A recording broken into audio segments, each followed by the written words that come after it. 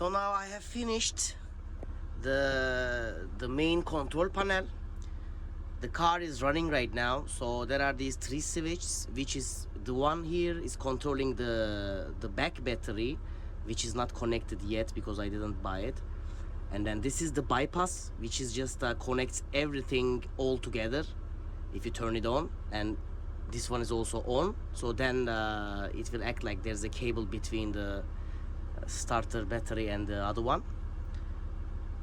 And this is the one who selects if you want to use the voltage sensitive relay over here or not. For example, now the car is running, so when I turn this one on, I want to show you here first. When I turn this one on, as you can see, it starts blinking, and after like 4 or 5 seconds it detects the car is running. You hear the click, and now it just passes by the electric, lets the electric pass basically. So here's my switch and also an indicator, so when you see it's light up, you see there's electricity in the system. When I push it, I can read the voltage.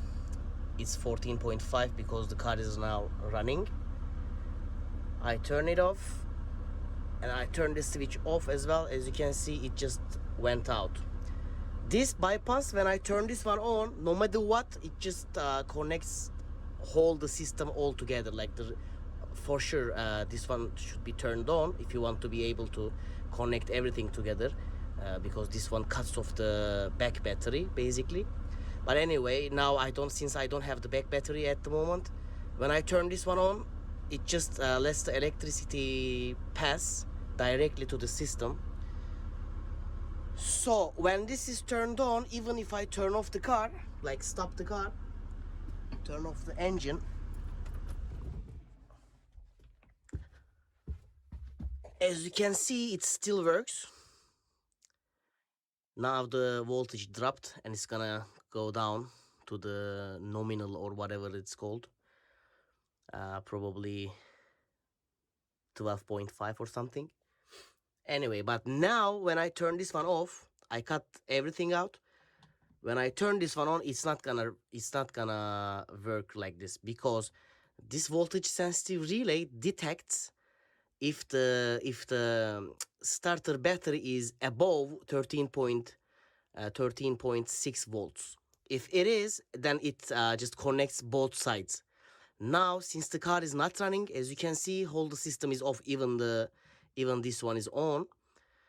It cannot it detects like below 13.6 volts, so it doesn't connect the starter battery to the system. So when I have the back battery as well, I'll be using it like this. So when I turn on the car, it just starts charging both the batteries at the same time. When I turn it off, and it's gonna slice them between, so you will be running from the back battery, but you are not gonna be able to drain your starter battery. That's the whole idea. And this bypass is only for emergencies. For example, there's a problem, you just connect all the batteries. For example, somehow you just drained your starter battery, and you want to, what is it called, I don't know, there are these cables. When you drain your battery, you park another car next to your car, and then you connect them together so you can start your car up. So in case if I just drain my starter battery somehow, without needing anyone or any other car, I just turn this one on and connect my both batteries, and so I can start up my car. This is the main reason. But now, since I don't have the back battery, I'm just using this for testing the system or whatever. So I'll turn this one off, because this one does the same thing anyway, without the voltage detection. This one, I don't have a back battery yet, so it doesn't mean anything at the moment. Nothing connect to it. And I might share the plans of this control panel. It's not something special. It's not the most beautiful one in the world or whatever, but I worked very hard on it. and I got my plans. It's a very basic system, but I tried to be in the safe side in everything with the cable thicknesses, gauges, let's say, and other stuff. Every single connection has been soldered. Every single connection has been isolated with these heat shrinks and other stuff, whatever. So this one I just build it like this, you know, because in case if I want to take this out for another car or whatever, there is this plug here. I can take my charger off, but in general you can leave it like this. There is my here is my inverter for 220 volts, like household electricity. This is a small one because I'm just gonna be using it for charging my laptop, or in case I need something, not draining too much electricity. You cannot use a kettle or something like that with this, but other than that it's gonna be fine. Also, this can be upgraded as well, but I don't think I'll need it. This is also the pure sin one. There are these different kinds anyway. So since everything is connected all together, let me show you if the charger works. Let's see. I'll just plug it, check the voltage as well. Now my light is on. One touch, check the voltage. Now it's charging. For example, if I want to camp for longer, if I have the household electricity, I can just leave one of these outside and run everything from the charger basically. And this is a smart one. You can leave it all the time like this, and it has many features. Only bad thing about this is not very fast charging. This is only supporting around 7 amps, and I'm thinking about using like 120 amps of living backside battery basically.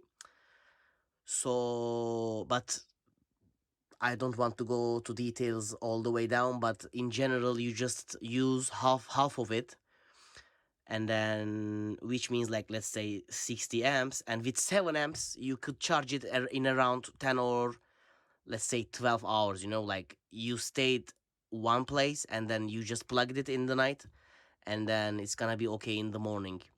If you have any problems with the starter battery, you can charge it from here as well. The backside you can select whatever you want to, and I will be sharing the plans. This is a very basic system, by the way, and I generally, this is not my, what is it called, work. This is not my job. This is only my hobby. I'm building my own camper van with this furniture and everything. So only couple things left. Now the main electric board is here, so everything seems working fine. I hope it's gonna stay like that, and I believe it will. And I will be feeding the lighter sockets and ambience lighting and other kind of accessories from this fuse box on the left side. This part is connected like this.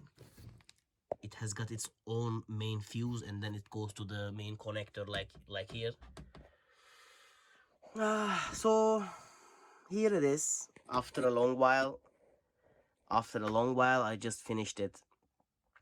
Now only thing remains, I need to build a cabinet here which should be removable, so in case if I want to modify or fix something here, I need to I need to access, you know. So I need to design and build a simple drawer, no, not drawer, cabinet here.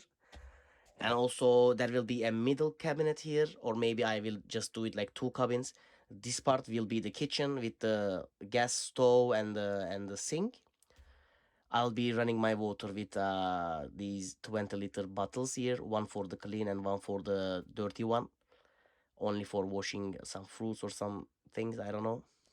So after this is done, there I'm thinking about doing a table here which is turning like this. There will be a hinge point here. What is it called? Hinge? Not hinge, I think. I'm not sure. there will be a point over there. It will be turning around it, so you can open it like this in front of you when you are sitting here. Also the kitchen will be done, and then I need to register it, you know, if I'm telling it correct.